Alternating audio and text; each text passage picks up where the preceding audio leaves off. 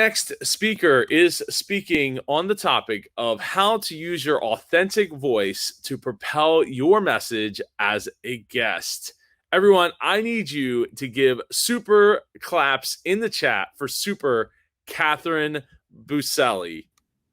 I said it right? Buselli? Busello. It's almost. Oh man, I saw the first part and I went with it. Oh man, all right. Well, Catherine, thank you so much for being here today, this morning, and you're on the clock for 20 minutes.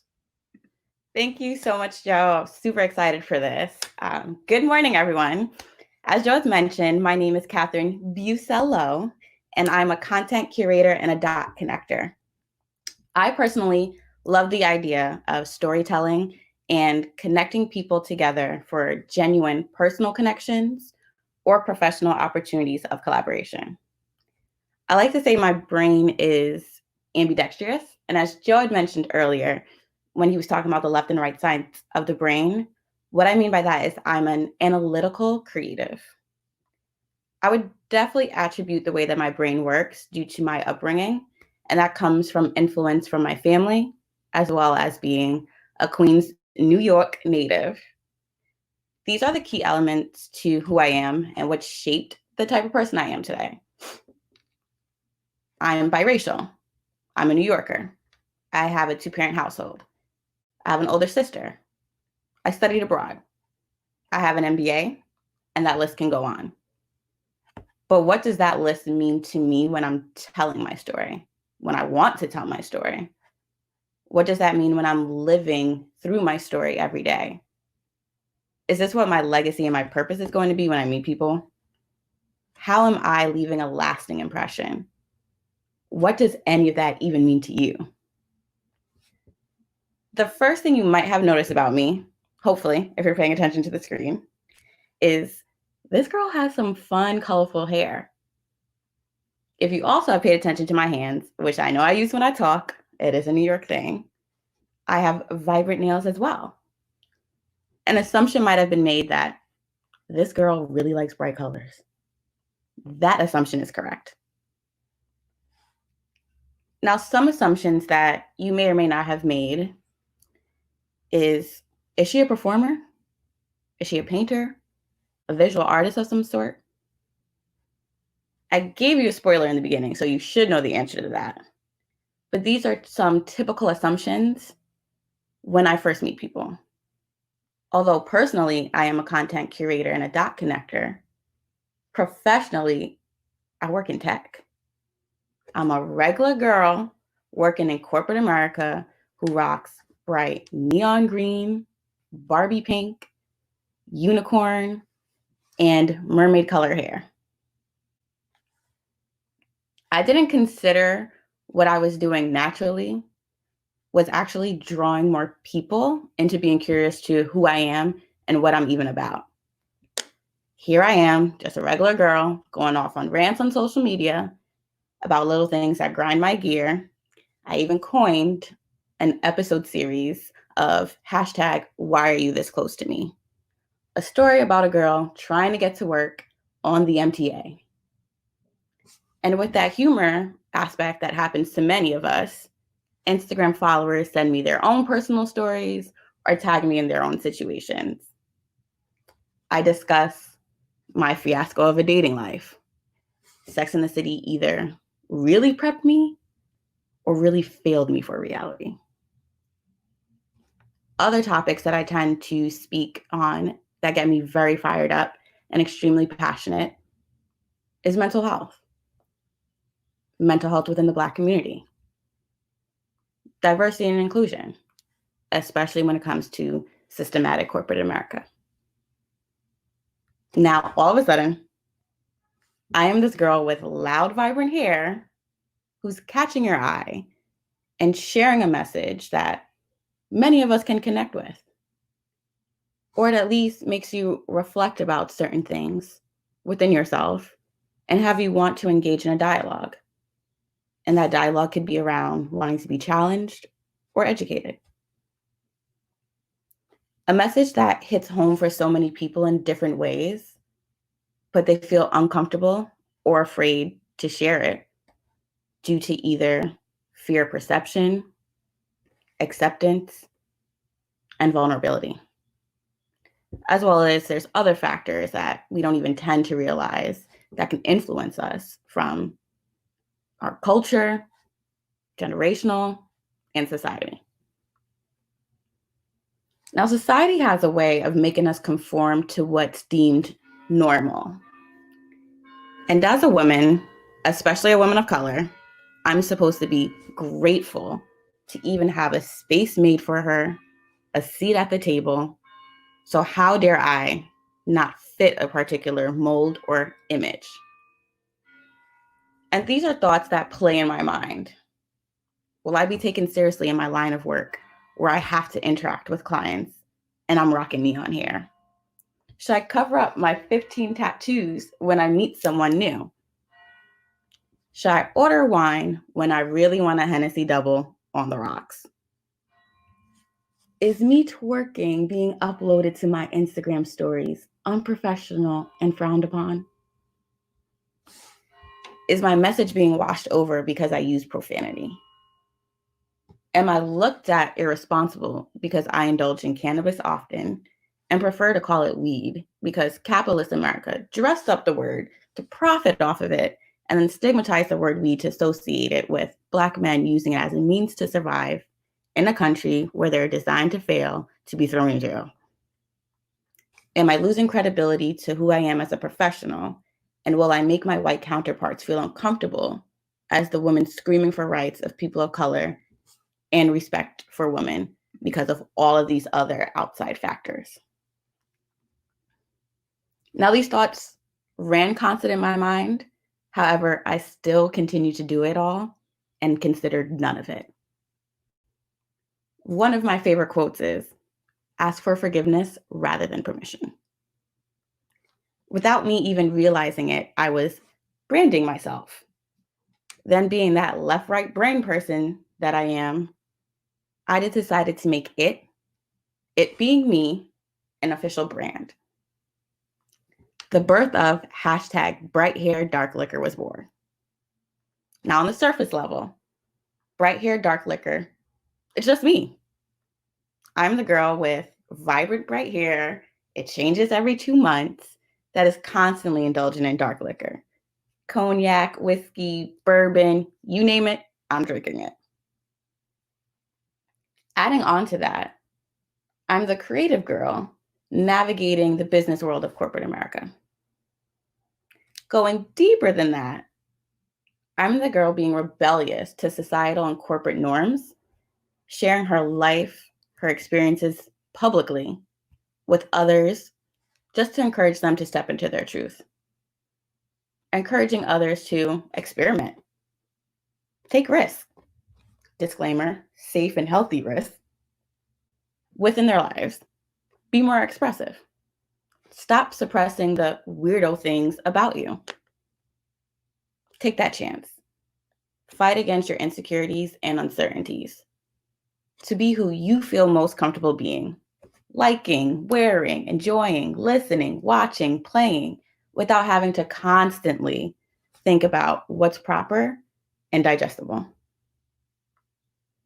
Certain words started following me, and they became consistent with my interactions with friends and strangers alike. Energy, unapologetic, fun, bright, vibrant, loud, outspoken, passionate, safe, comfortable, comforting, and unafraid. Now, this is who I am naturally. It didn't happen overnight. Definitely took me time to step into the skin. Although I will say I reap the benefits of it becoming more acceptable in society. I was being celebrated and I was attracting people to me for being able to be genuinely authentic. People liked that I was able to stay true to myself in all settings and knew one thing that was going to be constant when they came to me is what to expect from me. You may not expect the hair color when it changes, but you can expect an outspoken opinion from me, especially when it comes to topics of diversity and inclusion, civil rights, thought-provoking dialogue around cultural events that are happening. a place for you to let your hair down no matter what color it is, and all your inhibitions run free, a place for guidance and acceptance, a place for you to unpack judgment free. The girl who suffers from anxiety, who lost a best friend to suicide when she was 14, and comes from a history of hidden mental health issues and outwardly and actively does the work for awareness and care. And recognizing and acknowledge what makes me naturally authentic, it led me to the creation of hashtag BlackMenCryToo. BlackMenCryToo is an invitation for men of color to feel safe to share their truth and unpack their hurt and feel empowered to know it's okay to cry too. As being the host and the interviewer for these men of color to be able to share their vulnerable stories, I must create that safe space for them to feel comfortable to do so. In doing this, I need to have them trust me to propel their message effectively. Having an understanding of my duties as a host of a program with such sensitive, heavy topics, it allowed me to explore being more vulnerable and openly talking about the painful personal reasons as to why I created this project. When I'm asked to sit on the other side of the table and be a guest to share my mission, I understand the importance of being vulnerable and share my story. This is the girl that is now breaking down even more stigmas and having taboo conversations publicly. Yet this is the same girl who will be twerking with Oprah and doing business deals with Migos. It's in the universe. I've said it. We don't need more carbon copies in the world, especially in the world of content. What makes you you, there's always a tribe for you and your quirks. It may not be the most popular one, but it is the most genuine one, the most fulfilling and comforting. You are the expert of you. Lead with it. Teach with it. We learn by relating. We learn and connect to personalities. Think of that song that moves you every time you listen to it, or that movie that just gets you every time you watch it. Or even think about that celebrity who in your head is your best friend, but you have never, and quite honestly, will probably never meet them in person. Why is that connection there? Something from that speaks to you. So speak from you. Leave that same impact on any message you're delivering. The importance of it to you and why it is important to you. Why is it interesting to you? Why is it important to others? Why should it be important to others? What made it important to you? What event in your life occurred that you realize this is important to me, and now you want it to be important to others? A prime example I constantly think of is the fire marshal that came into my previous place of employment, and he would lead a session on fire safety within our workplace. It's not a very exciting message, but he was passionate every time he came to deliver it to us. Majority of the time, his message could be repetitive. You're teaching us the same fire safety rules.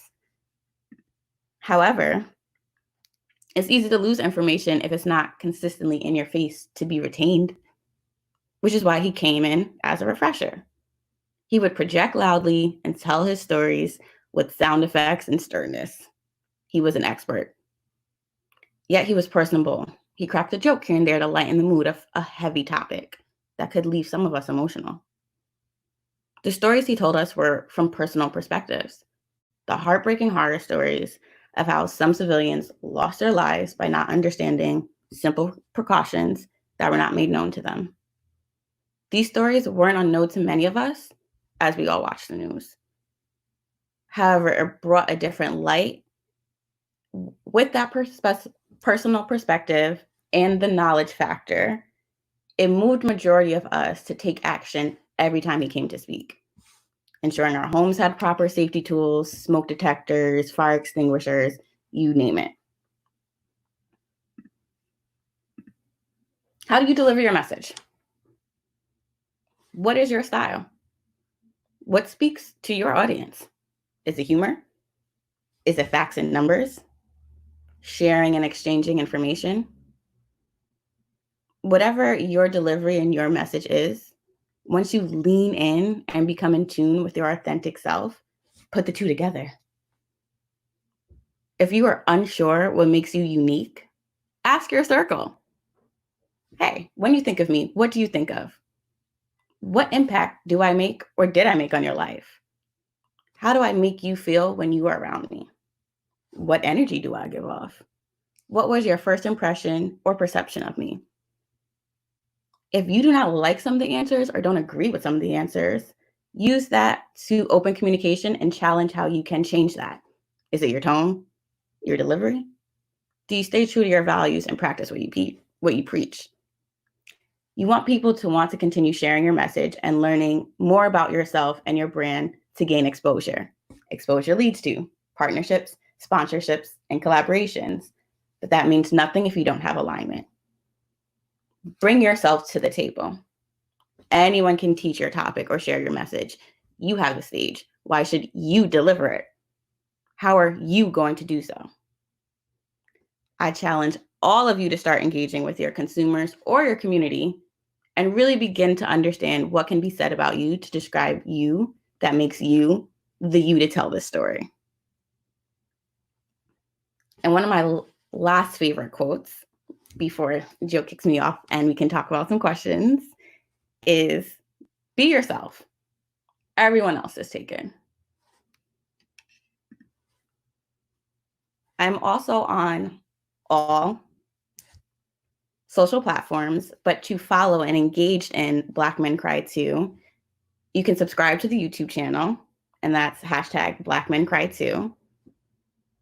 You can also follow us on Instagram, which is at BlackMenCryToo, and it's TOO. And the website will be released by the end of this month as well. Thank you all for listening to me this morning. That was awesome. I think how you deliver your message is super important. I think that it's awesome that you found a way to use your uniqueness, and I do this for the hair. For something that you feel passionate about and makes you feel confident, and turn that into the ability to make other people feel confident in you and in themselves to say yes, you're welcome to the table as far as a corporate setting and all that goes. Like that to me, that's powerful to me. That's really powerful. Thank you. I appreciate that. You are so welcome. All right. I need super claps in the chat for super Catherine Buselli. Busello. I'm Italian. I'm sorry. I can't help it. Busello. Catherine Busello. Everybody, super claps in the chat. Catherine, thank you so much for being here this morning, and I look forward to connecting more with you in the not distant future. Bye, everyone. Thank you very much.